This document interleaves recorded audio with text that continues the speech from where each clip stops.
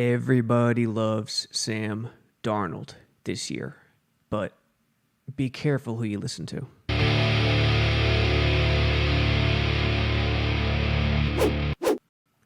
Sam Darnold, will he become a star? It's all you hear. Adam Shine, Colin Cowherd. Honestly, folks, the media's bored. They're looking for stuff to write about. It's that simple. Do I think Darnold has the tools? Yeah, I do think he has the tools, but more than tools, more than talent, it always comes down to placement. It always comes down to the right opportunity. Switch Darnold and Goff. If Darnold's drafted by the Rams and Goff is drafted by the Jets, is Darnold a Super Bowl champion right now? Is Goff on his second team? It always comes down to opportunity, situation. Switch Darnold and Lamar Jackson. What happens? Decide for yourself. You got to think about those situations, the different opportunities, the placements. That's what the draft and this league is all about. Everyone has talent. It's about situation. But everyone is hitching their wagon to that Sam Darnold bandwagon this year. Shine, Cowherd, the entire Jets fan base. And listen, I love Darnold. He has all the tools. He has stuff to work out, though. His footwork was terrible. His play action, not great, even though he had no rushing game, no offensive line. Sometimes he locks on to his first read when, he needs to roll through his progressions after the snap. Stuff to work out there. But the takeaway right now, forget Darnold for a moment, is the media is bored as hell. It's mid-June and there's nothing going on in the NFL. They're bored. They're coming up with crazy stuff. And some of it you just can't help but laugh at. I mean, we'll start with WFAN. And I like this guy. I like this writer, but 5 worst Jets head coaches in team history. Steve Lichtenstein, who I like a lot. But are you serious right here? With this name, Herm Edwards, at number 5? You can't be. I mean, I'm going to go on the premise that either he or WFAN did this on purpose to enrage people, just for the hell of it. With all of the names to choose from in Jets history, you put Herm Edwards number 5. Doesn't this man have the most playoff game appearances in Jets history with 5? A record of 2-3? I mean, let me think about it. Parcells coached 2 games. Rex coached 4. Weeb doesn't. I mean, based on the format, isn't anywhere near those 2 guys. Mangini was in 1. Kozlet 1. Michaels and Walton, no chance. Yeah. Herm Edwards has the most playoff games in Jets history, and he's listed as number 5 here. You got to be kidding me. Come on. Kozlet 4, fine. Bowles 3, absolutely. Holtz 2, Kotite 1. Okay. I read the article. I still don't understand the reasoning. Look at the names. And we just did this. I just did this article a couple weeks ago, maybe last week, ranking every Jets head coach in history, 1 through 20. And with all the names to choose from, how does Herm Edwards get to number 5? Kotite, it's a no-brainer. Belichick was a head coach not once but twice. No games, so if you want to keep him out, fine. But how do you keep him out over Herm Edwards? Mike Holovac was interim. Fine. You want to overlook him? Go for it. Lou Holtz, 1 season, disaster. Yeah, include him. Ken Shipp, another half a season. Not even. 1-4. If you want to overlook him, throw him out of contention, fine. Todd Bowles, 24-40. I think he definitely deserves to be in the top 5. Bulldog Turner, 5-9. 1 season. Again, if you want to overlook him, fine. but not at the expense of putting Herm Edwards number 5. That's just crazy. Charlie Winter, 9-14, had a promising season his first year before everything falling apart in his second year and then getting fired halfway through. Pete Carroll at 94, 6-10. Adam Gase, 7-9. I mean, with all the names, there's so many places to go. Sammy Baugh, 14-14. Herm was 39-41, had 5 playoff game appearances. You gotta put Carroll in the top 5. Or Gase, even though I get on people that kill Gase irrationally. Carroll, Gase, Charlie Winter even. Bulldog Turner. Belichick. Listen, for everything Belichick didn't do for the Jets is what he represents, the evil he represents to Jets fans. So if I was making this list, Cote 1, Holtz 2, Bowles 3, Belichick 4, and take your pick at 5. Go with Gase or Carroll or one of the guys who didn't coach that long. Ship, Bulldog Turner, Charlie Winter. That's the way it should go. Herm with 5 playoff games under his belt. You got to be kidding me. It's not right. I mean, hopefully WFAN took advantage of this with the title, the social media title. Here, the regular title, they certainly did not. And you got to look at, for people on the podcast, not on YouTube, Joe and Evan video at the top. Fits perfectly. Emotional fan reaction instead of rational, objective thought. Again, I like Joe and Evan too, but just the level of actual knowledge of how to rationally and objectively break things down just isn't there. At the beginning of last year, they called Gase as bad as Kotite. You got to, without the quarterback healthy, without a good offensive line, you got to do better than that. WFAN, not disappointing anyone. Their lack of knowledge continues to this very day, going downhill day by day, week by week, year by year. And it's tough for me to say because I grew up on WFAN.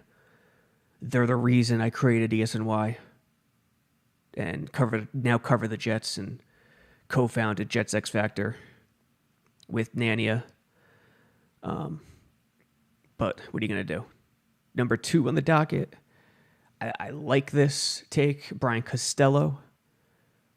Here's an article from Syracuse.com who points out Brian Costello is predicting the Bills to finish last in the AFC East. I'm not going to go as far to say last, but again, another topic I hit recently, titled, "It's officially time for the NFL pundits to calm down about the Buffalo Bills." Josh Norman, Stephon Diggs, when a team wins the offseason and goes to the veteran look instead of continuing to build, which is what the Bills did by trading their first-round pick for Diggs, is usually when they disappoint the next year. I still think they're a good team, really good defense, really good coach. I did not agree with the Josh Allen detractors coming out of college. I thought he was being completely minimized for some reason. The way I ranked those guys was Darnold, number 1. Rosen, number 2. Yes, I had Rosen, number 2. Allen, number 3. Mayfield, number 4. Jackson, number 5. Mayfield was the guy I didn't like. And Lamar, even with the great MVP season, he still has to prove it to me. He still has to prove it next year that he could do it from the pocket alone. But aside from that, I did not agree with the Josh Allen detractors. At the same time, he has a lot to prove too. To say the Bills are going to win 12, 13 games and say it confidently is completely insane. And I think Costello hits the mark here. The key to the Bills season is how they handle raised expectations. The Bills are now viewed as the favorites in the AFC East with Tom Brady gone, Costello writes. I'm not sure how they will handle that. I think they could stumble and have a tough season. Too early prediction, last place in the AFC East. I agree to a point. I think they could finish anywhere between 6 and 9 wins. Third in the division, with the Pats or Miami finishing last. I don't think the Jets are in the cellar. No chance.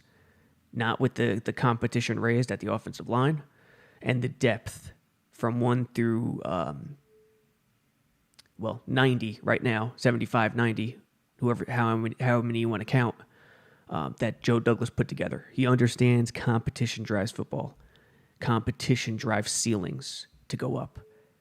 And what he did this offseason is exactly that. Establish the culture, establish the baseline for one season, and then go for the kill the following season with star power on top of the infrastructure that's already been laid down. Number 3 on the docket. This is when we bounce to Sam Darnold. That's right. Jets QB Sam Darnold will become a star. Everyone's bored, folks. Bored. Out of their freaking minds. Completely bored. So what do you write? There's 2 ways to go. And they deal with emotion. You write something that will completely enrage the fan, or you write something that will uplift the fan, give the fan hope. Those are the 2 things to write during the dead periods. This one with Sam Darnold, even though guys like Shine and Colin Cowherd have been on this guy for years, this one with Sam Darnold gives the fan hope. But be careful. You could still believe Sam Darnold's going to become a star while listening to the right people. Listen to guys like Joe Blewett from Jets X Factor who could actually break down the game. Watch film on Darnold. Watch the way he throws from an open stance. Watch his happy feet when he chops it up when guys are getting pressure on him. Watch what he does pre-snap and how he may lock on a guy and not change and not progress and not flow post-snap.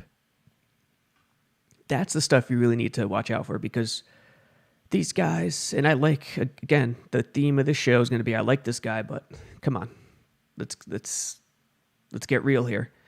Adam Shine, I was there during his early WFAN days in the 90s. I was a kid listening to him on WFAN. I like the guy. I sometimes pop in on Mad Dog, his Mad Dog show on Sirius. But his predictions are, and no one holds these guys' predictions accountable. From Shine to Skip Bayless to Cowherd, they'll make these bold predictions, and it'll get the fan base's hopes up. And if it doesn't come true, it's 6 months down the road, and everyone forgets about it. Wouldn't it be a great sports media world if people actually held others accountable? Doesn't mean you hate the guy. Doesn't mean you want to stomp on his face and throw him in the mud. It just means, hey, aren't you the same guy who said this? Let's calm down, analyze the film, and go from there. Shine. Jets QB Sam Darnold will become a star. Quote, I still love Darnold, Sam Darnold. His rookie year was a classic roller coaster ride, not at all helped by the dreadful offensive coordinating of Jeremy Bates, who was fired, along with head coach Todd Bowles. After the season, GM Mike McCagnon kept his job through the 2019 free agency and the draft, and then got canned. Blah, blah, blah, blah, blah, blah, blah. I don't see any substance here. Jets adding a whole bunch of big bodies in free agency, then spending the Jets' first-round pick on offensive tackle Mekhi Becton. La-di-da, Denzel Mims. Down the stretch last season, after Darnold was recovered from mono, the young QB excelled from week 9 through 17. He averaged 245.2 passing yards per game and compiled a 14-5 TD to interception ratio, leading the Jets to a 6-3 record. Wasn't it 6-2? Darnold has every intangible and tangible you want in a true franchise quarterback. And in 2020, it all comes together over the course of a full season. Anyway. Yeah, whether or not he becomes a star, Jets fans obviously hope he does. And here are some of Shine's other predictions. The Pats will collapse to a top 5 pick in the 21 NFL draft. Raiders' Josh Jacobs will win the rushing title. I'm not on that train. Jets' Sam Darnold will become a star, number 3. Number 4, McCarthy's Cowboys will be the NFC's number 1 seed. I'm sort of on that train. I like the Cowboys. In terms of home field advantage, number 1 seed, I would say no right now. Seahawks will miss the playoffs. Okay, I could buy into that. Chiefs Mahomes will throw 51 touchdown passes. I do not buy that. They just won the Super Bowl. That's not happening. Steelers Juju Smith-Schuster will dominate once again. Again, not happening. Their offensive line isn't as good as it was. Lions Matthew Stafford will lead the NFL in passing yards. Again, that's a typo. Is passing yards. Not on that train. That's not happening. Chargers Derwin James will win Defensive Player of the Year. It's possible. Derwin James is a stud, but I'd say no right now. But that's not a bad one. Adam Shine, the same guy last year who said this. The Los Angeles Chargers field the best defense in the NFL. That was a good one.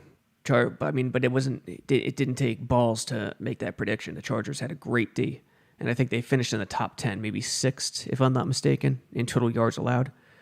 Sean McDermott earns Coach of the Year honors. That's a great one from Shine.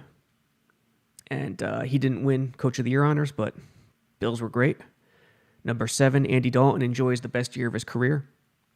That quite didn't happen, folks. The NFC West is the most exciting division in football. It was up there. Can't pick that one. Number 5, Daniel Jones starts at least 7 games for the New York Giants. He was right on this one, but he was wrong with everyone else by mocking Dave Gettleman and the Giants for picking Daniel Jones in that spot. He was part of the crew, part of Ray Lucas and everyone. Here we go, quote, "The Jones pick was bonkers for all the reasons everyone has laid out over the past couple weeks. But Eli Manning has been cooked for years." It's just not true. So while the Duke product was a reach at number 6, he's also the best quarterback on the roster today. Yeah, listen, doesn't matter. What matters is how good the guy is, how good the guy could be. That's all that matters. And everyone overlooked that at the time. Gettleman picked Daniel Jones. Number 4, the Pittsburgh Steelers finished 3rd in the AFC North. Solid prediction by Shine. Number 3, Baker Mayfield becomes an MVP candidate while taking the AFC North. No, I'm sorry. This is, again, where Shine, like so many other people, ride the roller coaster, ride the wave, ride the populist opinion. You could see it a mile away. The intelligent NFL fan who's been around, who understands history, the Browns did all the wrong things last offseason. Acquiring Odell Beckham Jr., trading away an offensive lineman to the Giants, weakening that offensive line. Winning the headlines doesn't mean you're on the right track. Usually it means you're on the wrong track. Usually means you're making the splashy move instead of the boring correct move. And that's something Jets fans had to live with last offseason with McCagnon. I didn't buy it for 1 second. For people on YouTube, podcast, you won't be able to see it, but on YouTube here was September 8th, 2019, my predictions from last year. Title, ESNOI 2019 NFL Preview Predictions, remain suspicious of the hype. And that was key going into last year. Remain suspicious of the hype. I had the Pats winning the division, Jets going 9-7, Bills 7-9, Dolphins 4-12. AFC North, I had the Steelers 10-6, Ravens 9-7, Cleveland Browns 8-8. That's right. I did not have the Browns making the playoffs. Steelers I got wrong. Ravens I got wrong too because I had them missing the playoffs. But the Browns, they were improved, but they were not ready for prime time. You need the infrastructure, and the Browns got away from that. And now this year, with the right people leading the charge, they got back to that. Jedrick Wills Jr., excellent pick. And I think the Browns are going to be surprising this year. Last year wasn't the year. This might be the year. Might as well finish this prediction here. AFC South, Jacksonville Jaguars, 11 wins. That was terrible. Texans, 10 wins. Colts, 8. Titans, 6. Bad. AFC West, Chiefs, 12. Got that right. NFC East, Eagles at 10. Giants at 9. That was a bad one. Cowboys at 8. Redskins at 3 wins. NFC North, Vikings at 11. Packers at 10. Bears at 7. Detroit at 6. Saints at 12 wins. Falcons at 9. Panthers at 6. Bucks at 5. Seahawks at 12 wins. Niners at 10 wins. Not a lot of people had the Niners in the playoffs last year, starting in August. And fewer people had the Rams out of the playoffs. The Rams, both Los Angeles teams, were hot going into last year. Chargers I had at 6-10, and Rams I had at 8-8, both missing the playoffs. So I hit about 8, 9, or 10 of the 12 playoff teams. And who did I have in the Super Bowl? Kind of getting off topic here, but that's okay. I had the Eagles beating the Chiefs in the Super Bowl. Okay, I see what I did. I made a Peterson-Reed Super Bowl, and I was right with the Chiefs getting there. I was wrong with the Chiefs losing. Chiefs won it. Eagles were just too beat up to get there, and Reed finally got a Super Bowl, which was great. In the playoff prediction, I believe I took the Chiefs winning it all over the Packers or Seahawks. Definitely wasn't the Niners. It was the Chiefs winning it all over someone else, but that's neither here nor there. The point is, these projections, these predictions, they're silly. It plays on fans' emotions. It's there to make you enraged or hopeful. Baker Mayfield becomes an MVP candidate while taking the AFC South shine. Not good. Not a good one. Number 2, the Green Bay Packers win 11 games and sit atop the NFC North. Good job by Shine with that one. Number 1, Derek Carr returns to MVP form. No. Raiders got out of the gate quickly, and Carr had a nice season, but not MVP-like. Listen, Darnold, can he become a star? I absolutely think he can. I absolutely think he has the tools. But the problem is, you really have to dig into what he needs to improve to understand where he is. Footwork. Throwing from an open stance. Not locking onto his pre-snap first option. That's the stuff. We'll be doing more Darnold film in the coming days, in the coming weeks. I think I'm going to hit on some pre-snap adjustments he's made. I already did one the other day on Twitter, in which it was in DC, and he changed something pre-snap, and it worked brilliantly. For people on YouTube, you'll see the video now. And he starts out in the gun, changes it. We don't know if he changes the play totally or if he just changes the formation.